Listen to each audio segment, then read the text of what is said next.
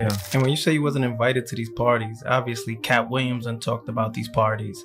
People will mention I don't know if it's a party. I'm saying that metaphorically. You know what I'm saying? But you've heard about the parties that everyone is talking about. But you've never got invited to them. So I don't know. I don't know. I don't even know what the party. That's how far out of it I am. I don't know. But people call me Illuminati too. It's like, call me what? Okay, cool. I'm Illuminati. Whatever it is. It's like, whatever the fuck. I don't care. I really don't give a I really don't give a There you have it. So it turns out that apart from the non-consenting freak-offs Diddy was having with women, he also had full-blown gay relationships with a lot of men, and one of them was allegedly his former assistant, Fonzworth Bentley. Apparently, his freak-offs with Fonsworth got so brutal that he ended up running away just to protect his hole. Kanye West was initially quiet about all this because he didn't want to get involved in whatever was happening with Diddy, but he's finally reacting to it. And it would make sense because Kanye and Fonz actually had a very strong friendship. Now, before we get into the messy details of all this, let me give y'all a little backstory about Fonzworth and Diddy's relationship, because the red flags have been there from the very start. Fonzworth was Diddy's personal assistant and stylist from 2001 to around 2006, and that whole time, there were rumors that Diddy was bending him over behind closed doors. You see, prior to him meeting Diddy, he was a rapper, but he put that on hold when Diddy hired him to be his stylist. At the time, Diddy was desperate to rebrand after that infamous club shooting incident involving Jennifer Lopez and Shine. Fonzworth was supposed to just be a stylist, but he ended up becoming a full-time assistant as well. And it was pretty hard not to notice him, because he was everywhere Diddy went. Not only that, he became known as the umbrella guy, because he followed Diddy everywhere with a huge umbrella over Diddy's head to protect him from the sun and paparazzi.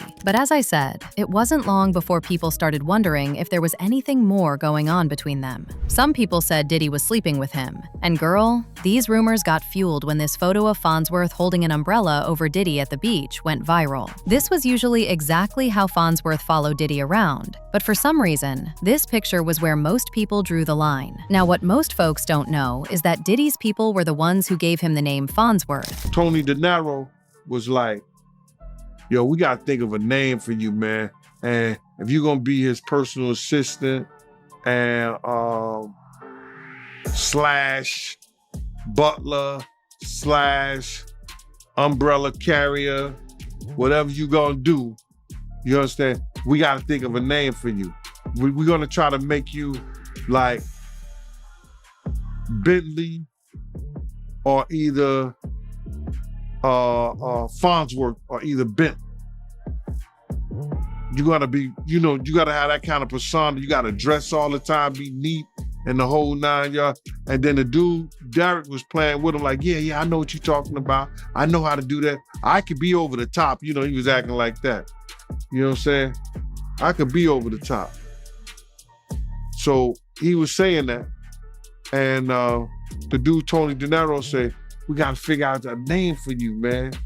It's gotta be on the level of, those characters. He said, you gotta be like Fonsworth, you gotta be like Bentley. He said, we're just gonna call you Fonzworth Bentley.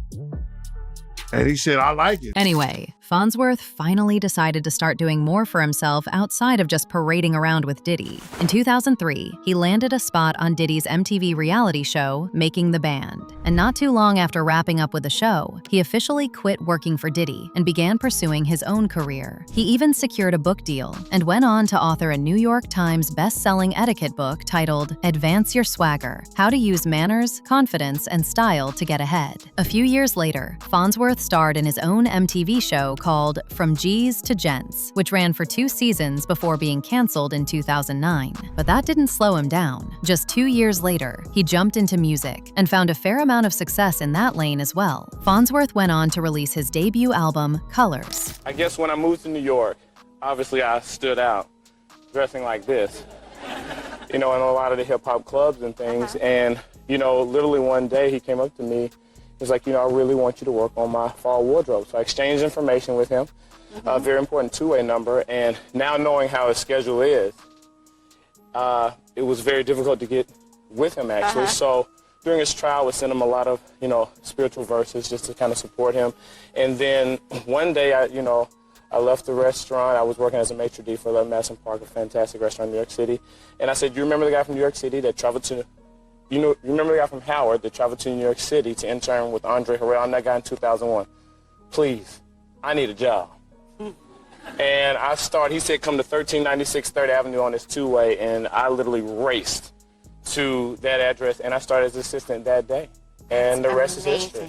Anyway, Freddie P basically confirmed these rumors when he came forward saying he watched Diddy disrespect Fonzworth repeatedly. Freddie said he didn't understand why Fonzworth was tolerating that kind of mistreatment from Diddy, but looking back, he believes Diddy was digging out Fonzworth on the low. Freddie explained that Diddy doesn't actually care about anyone in his circle. He's either sleeping with them or keeping them around because he's got something on them that they don't want getting out. Yeah, with Puffy, of course. I think he gay. I think everybody around him gay, and I think you don't get to stay around him unless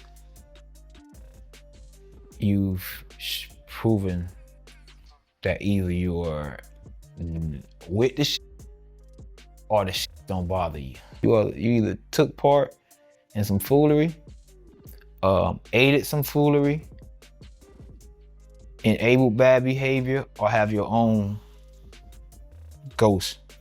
Have your own skeletons that he allowed to, you know, oh, I'll do this while you do that. We all good. We don't give a f. This our world. Puffy, it's an addiction, turning people out. That was his addiction. That was his addiction. He didn't. There's plenty of people that he could have. It was his addiction.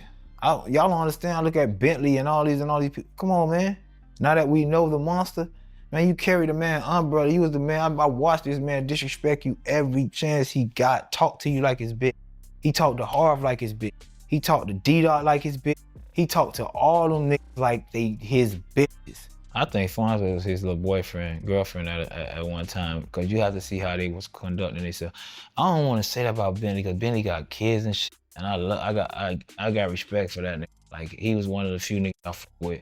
But the way they used to carry themselves back then. And plus he had put something on his Instagram. He put something on his Instagram like 4 or 5 months ago, and he was like, don't let me tell my story or some shit like that. I heard they fell out because of he was stealing or something like that. Whatever. But Nick, you hang around a nigga who don't want to pay you, giving millions of dollars away every night, you know, acting like he can't pay you on time, want to fill your butt, all this weird ass shit. You gonna steal from him too, nigga. You might not even be a thief. Now, even though Freddie P sounded a bit crazy during that interview, people are saying he actually raised some real points that can't be ignored. Fonzworth was mainly recognized as Diddy's personal assistant. But here's what's strange. After he left that position, he never said a single word about Diddy publicly. A lot of folks think his silence speaks volumes, because Diddy likely put him through some traumatic experiences and forced him to do things he never wanted to do. And if you've been paying attention, this is basically the pattern with every man who gets into Diddy's inner circle. Eventually, similar stories start coming out about all of them. I think people look at his flamboyant style and they look at him because what man is carrying another man's umbrella? Right. It look gay. Fonzworth Bentley. There has been these conversations just recently on the Art of Dialogue. What's his name from Making the Band said that he felt that Fonzworth and Diddy were an item, a couple that was his boyfriend. And why do you think Fonzworth has not said anything? Does that make him guilty? Why? Where is it for Fonzworth? Why everybody looking for Fonzworth to say something? Because I think we trust him. Fonzworth is 20 years ago.